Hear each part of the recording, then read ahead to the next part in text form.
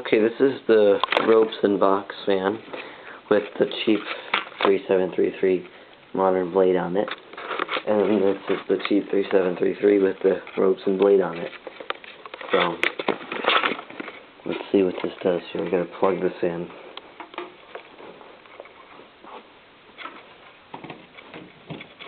Now, supposedly this is supposed to make it very powerful, which I could see why, because the blade is cheap and flimsy. We'll go to low first.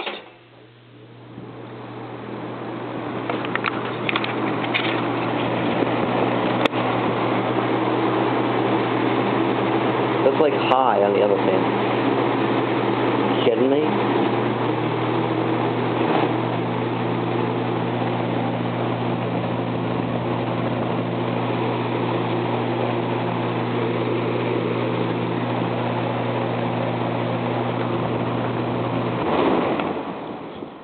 That's insane. That's a lot of power.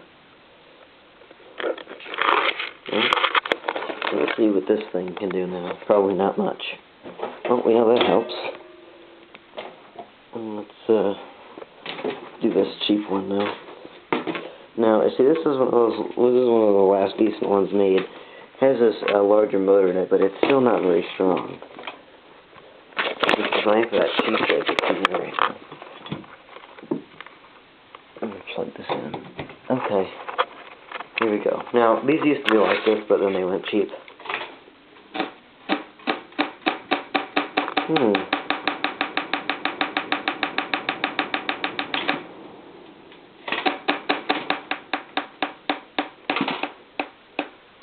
That's annoying. What the heck is doing it? See, this blade doesn't even fit in here. Hang on a minute. Maybe I'll kind of push this back a little bit. See, this blade is so much better than this fan. Doesn't even fit in here. Okay. There we go. Now, it, actually is doing pretty good. It's going relatively fast. It's, a lot lighter than the, other blade, but still moves a good amount of air. Now, let's go to speed 2.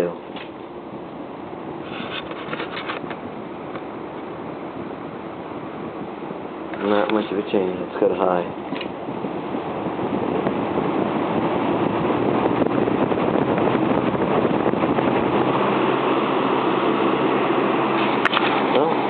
It moves quite a bit of air, actually.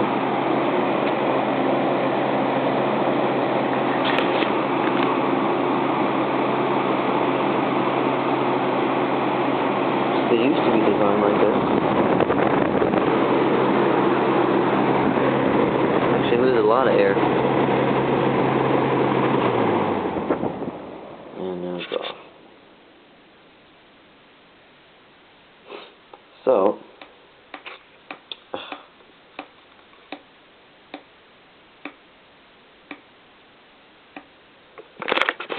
this blade is definitely a lot better than the new one. However, it's heavier, that's why you get better airflow with that one.